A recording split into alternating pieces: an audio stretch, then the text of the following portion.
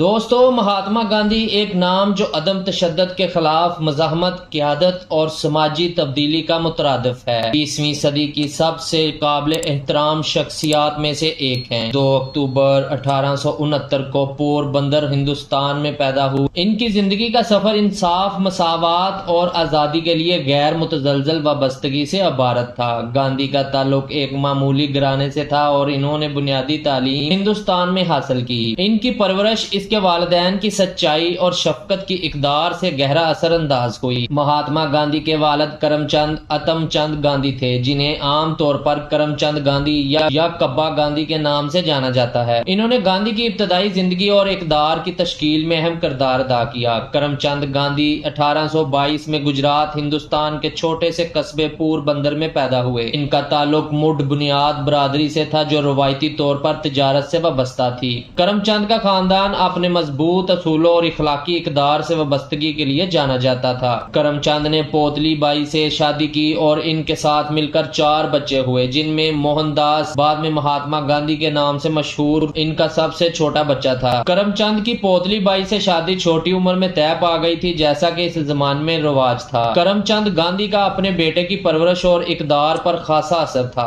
اس نے نوجوان موہن داس میں اخلاقیات، دیانتداری اور ایمانداری کی اہمیت کا احساس پیدا کیا۔ کرم چند کے اثر و رسوخ نے گاندھی کے بعد میں سچائی اور عدم تشدد کی وابستگی کی بنیاد رکھی۔ کرم چند گاندھی نے ریاست پوربندر میں دیوان کے طور پر کام کیا۔ اپنے پورے کیریئر کے دوران اس نے انصاف اور اخلاقی حکمرانی کے اصولوں کو برقرار رکھا۔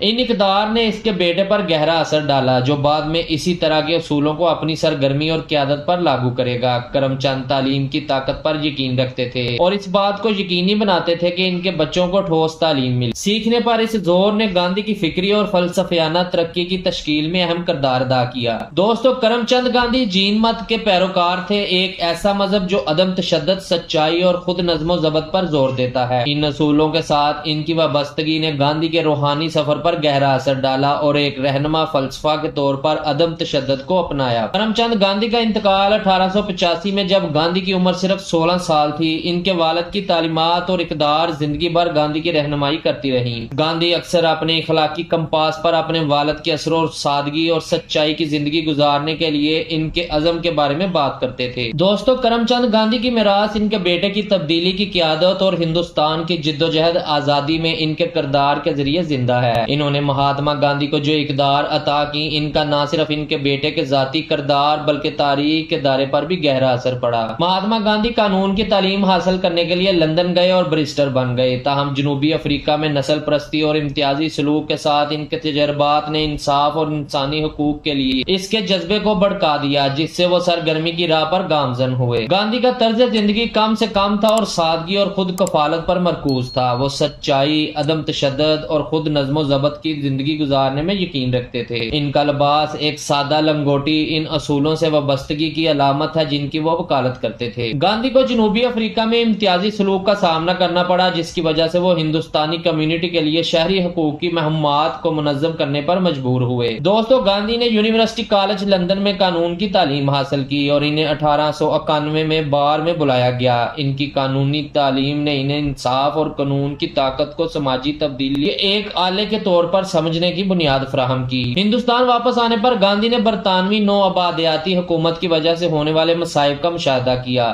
مختلف سماجی مسائل جیسے کہ زمینی حقوق اور ہندوستانیوں کے شہری حقوق میں ان کی شمولیت نے انہیں ہندوستانی سیاست میں راغب کیا۔ دوستو، 1919 میں جلیانوالہ والا باغ کے قتل عام نے برطانوی راج کے خاتمے کے ان کے عزم کو مزید تقویت بخشی۔ گاندھی نہ صرف ایک سیاسی رہنما تھے بلکہ وہ تعلیم کے مضبوط حامی بھی تھے۔ وہ ہر ہندوستانی کو بنیادی تعلیم فراہم کرنے میں یقین رکھتے تھے۔ خاص طور پر دیہی علاقوں میں انہوں نے جنوبی افریقہ میں ٹالسٹائی فارم اور ہندوستان میں نئی تلم نظام جیسے تعلیمی ادارے قائم کیے۔ تعلیم پر اس دور کا مقصد افراد کو بااختیار بنانا اور خود کفالت کو فروغ دینا ہے۔ ہندوستان واپس آنے پر گاندھی نے زمین کے حقوق، امتیازی سلوک اور غیر منصفانہ ٹیکس لگانے جیسے مسائل کو حل کرنے کے لیے متعدد ستیاگرہ تحریکیں منظم کی۔ چمپارن اور کھیڑا کی تحریکیں ان کی کامیاب عدم تشدد مزاحمت کی اہم مثالیں ہیں، جہاں انہوں نے عوام کو ناانصافی کے خلاف اٹھنے کے لیے متحرک کیا۔ دوستو، 1930 کا سالٹ مارچ ہندوستان کی جدوجہد آزادی میں ایک اہم واقعہ تھا۔ گاندھی اور پیروکاروں کے ایک گروپ نے نمک کی پیداوار اور فروخت پر برطانوی اجارہ کے خلاف احتجاج کرنے کے لیے بحیرہ عرب کی طرف 240 میل تک مارچ کیا۔ اس علامتی عمل نے دنیا کی توجہ اپنی طرف مبذول کرائی اور ہندوستانیوں کو برطانوی حکومت کے خلاف جوش دلایا۔ گاندھی کی سادگی سے وابستگی ان کے طرز زندگی کے انتخاب تک پھیلی ہوئی تھی۔ اس نے برہمی پر عمل کیا، اس یقین سے کہ اس سے اپنے مشن پر توجہ مرکوز کرنے میں مدد ملے گی۔ اس نے متواتر روزہ بھی رکھا، اسے مسائل کی طرف توجہ مبذول کرنے، عوامی حمایت حاصل کرنے اور خود نظم و ضبط کو چیلنج کرنے کے لیے ایک آلے کے طور پر استعمال کیا۔ ڈانڈی مارچ، جسے سالٹ مارچ بھی کہا جاتا ہے، گاندھی کے سمندر سے مٹھی بھر نمک اٹھانے کے علامتی عمل کے ساتھ اقتدام پذیر ہوا۔ اس ایکٹ نے برطانوی سالٹ ٹیکس کی نفی کی اور لاتعداد ہندوستانیوں کو ایسا کرنے کی ترغیب دی، جس سے ملک گیر عدم تشدد کے مظاہروں کی لہر اٹھی۔ دوستو، 1931 میں گاندھی ارون معاہدے پر دستخط کیے گئے، جس کی وجہ سے سیاسی قیدیوں کی رہائی ہوئی اور ہندوستانی رہنماؤں اور برطانوی حکومت کے درمیان مذاکرات کی طرف ایک اہم قدم تھا۔ اگرچہ بات چیت کا دائرہ محدود تھا، لیکن اس معاہدے نے گاندھی کے طریقوں کی تاثیر کو اجاگر کیا۔ دوسری جنگ عظیم کے دوران گاندھی نے 1942 میں ہندوستان چھوڑو تحریک کا اعلان کرتے ہوئے برطانوی راج کے خاتمے کا مطالبہ کیا۔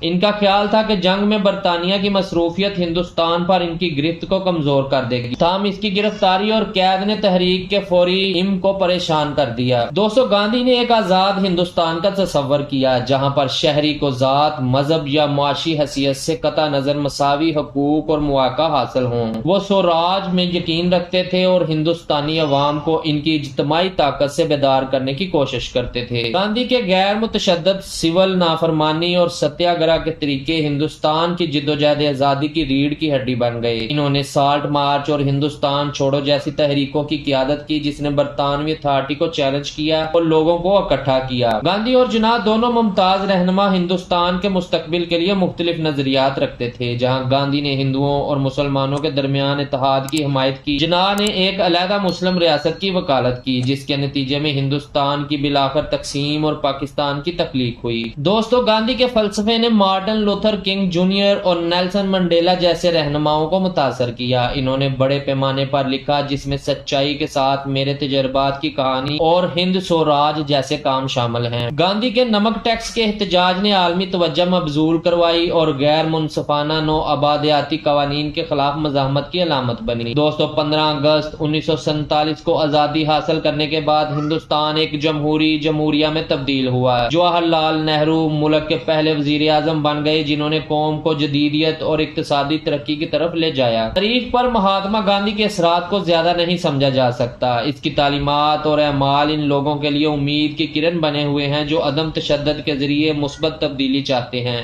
اس کے مشہور الفاظ کی بازگوشت، وہ تبدیلی بنو جسے تم دنیا میں دیکھنا چاہتے ہو۔ قاتل ناتھو رام گوڈسے تھا ایک ہندو قوم پرست جو گاندھی کے نقطہ نظر اور متحدہ ہندوستان کے لیے ان کے جامعہ ویژن کی مخالفت کی۔ راشٹرا سریم سویک سنگھ کے سابق رکن گوڈسے کا خیال تھا کہ گاندھی کی پالیسیاں مسلمانوں کے حق میں ہیں اور ہندو مفادات سے سمجھوتا کرتی ہیں۔ گاندھی نئی دہلی میں برلا ہاؤس میں مقیم تھے۔ اس نے شام کو ایک دعائیہ اجلاس منعقد کرنا تھا، جیسا کہ اس کا روزمرہ تھا۔ اس کی بات سننے کے لیے لوگوں کا بڑا ہجوم جمع تھا۔ دوستو، جیسے ہی گاندھی عبادت گاہ کی طرف چل پڑے، انہیں مداحوں اور پیروکاروں نے گھیر لیا۔ ان میں ناتھو رام گوڈسے بھی تھے، جو گاندھی کے پاس اس طرح پہنچے جیسے ان کا آشیرواد حاصل کریں۔ چند لمحوں بعد گوڈسے نے ایک نیم خودکار پستول نکالا اور گاندھی کو قریب سے 3 گولیاں ماری۔ جان لیوا زخمی ہونے کے باوجود گاندھی نے احتجاج یا جوابی کارروائی کا ایک لفظ بھی نہیں کہا۔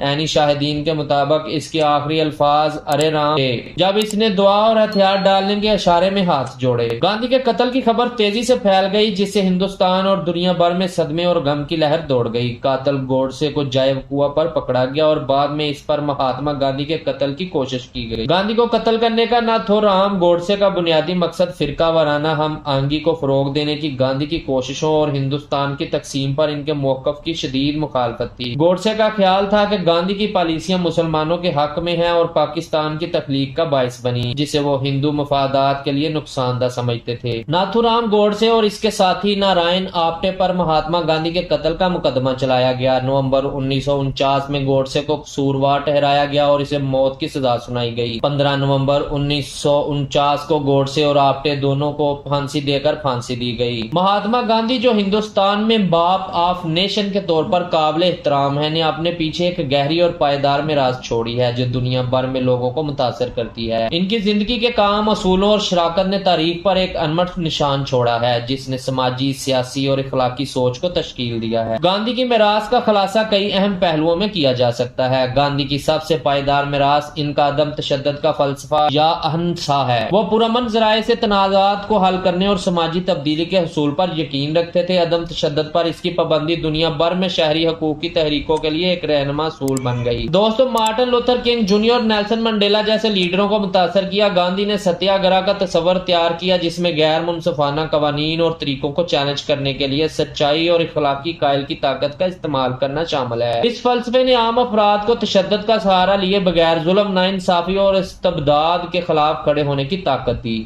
گاندھی نے سادگی کی زندگی گزار کر جو تبلیغ کی اس پر عمل کیا۔ اس نے منیملزم کو اپنایا، معمولی زندگی گزاری اور اپنے کپڑے کاتنے جیسی سرگرمیوں کے ذریعے خود کفالت کی وکالت کی۔ خود انحصاری پر اس کا زور کا مقصد ہندوستان کو معاشی انحصار اور نو آبادیاتی استحصال سے آزاد کرنا تھا۔ دوستو، گاندھی نے ذات پات کی بنیاد پر امتیازی سلوک اور اچھوت کو ختم کرنے کی کوشش کرتے ہوئے سماجی مساوات کے مقصد کی حمایت کی۔ ان کا ماننا تھا کہ تمام افراد خواہ ان کی ذات یا پس منظر سے قطع نظر مساوی حقوق اور وقار کے مستحق ہیں۔ گاندھی متنوع برادریوں اور مذاہب کے درمیان اتحاد پر یقین رکھتے تھے۔ انہوں نے ہندوؤں اور مسلمانوں کے درمیان خلیج کو ختم کرنے کی کوشش کی اور فرقہ وارانہ ہم آہنگی کی وکالت کی۔ لوگوں کو اکٹھا کرنے کی ان کی کوششوں نے انہیں متحد کرنے والی شخصیت کے طور پر عزت بخشی۔ گاندھی نے تعمیری پروگراموں کی اہمیت پر زور دیا جو نچلی سطح پر سماجی مسائل کو حل کرتے ہیں۔ ان پروگراموں کا مقصد کمیونٹیز کو ترقی دینا، خود کفالت کو فروغ دینا اور ذمہ دار شہریت کو فروغ دینا ہے۔ دوستو، گاندھی نے خواتین کو بااختیار بنانے اور آزادی کی جدوجہد میں ان کے کردار کی اہمیت کو تسلیم کیا۔ انہوں نے ان کی تعلیم، معاشی خود انحصاری اور عوامی زندگی میں شرکت کی وکالت کی۔ گاندھی کا سادہ زندگی اور اعلیٰ سوچ کا نعرہ ان کے اس عقیدے کی عکاسی کرتا ہے کہ مادی املاک کو کسی شخص کی قدر کا تعین نہیں کرنا چاہیے۔ انہوں نے لوگوں کی حوصلہ افزائی کی اور وہ اخلاقی اور فکری ترقی پر توجہ دی۔ گاندھی کی میراث جدید کارکنوں، ماہرین ماحولیات اور سماجی تبدیلی کے حامیوں کو متاثر کرتی ہے۔ پرامن ذرائع سے سماجی تبدیلی کے لیے ان کا نقطہ نظر عصری چیلنجوں سے نمٹنے کے لیے ایک نمونہ کا کام کرتا ہے۔ گاندھی کی قیادت کا انداز عاجزی، ہمدردی اور دوسروں کی خدمت کرنے کے عزم سے نمایاں تھا۔ ایک تبدیلی پسند رہنما کے طور پر ان کی میراث اخلاقی اور بصیرت قیادت میں قیمتی اسباق شامل کرتی ہے۔ دوستو، مہاتما گاندھی کی میراث کسی خاص دور یا جغرافیہ تک محدود نہیں ہے۔ یہ امید کی کرن کے طور پر زندہ رہتا ہے۔ انصاف، مساوات اور ایک بہتر دنیا کی طرف افراد اور تحریکوں کی رہنمائی کرتا ہے۔ اس کی تعلیمات ہمیں یاد دلاتی ہیں کہ عام افراد میں سچائی، عدم تشدد اور اٹل عزم کے اصولوں کے ذریعے یادگار تبدیلی لانے کی طاقت ہے۔